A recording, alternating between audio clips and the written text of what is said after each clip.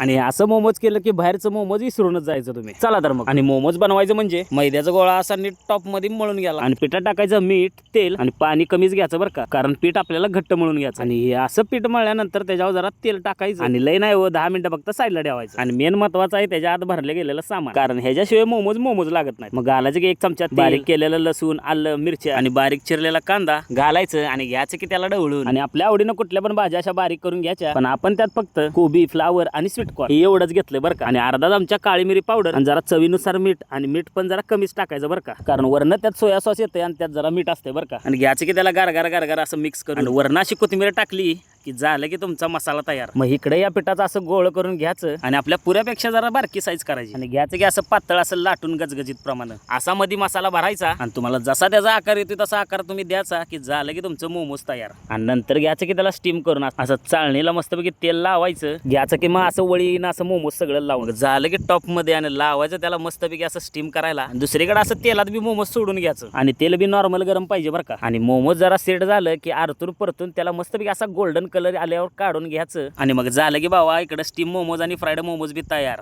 आणि असं मोमोज केलं की बाहेरचं मोमोज विसरूनच जायचं तुम्ही. आणि पुढचा व्हिडिओ चिकन मोमोजचा आहे ते बघायला मात्र विसरू नका. आणि व्हिडिओ आवडला असेल तर लाईक, फॉलो, शेअर करा. चला भाऊ.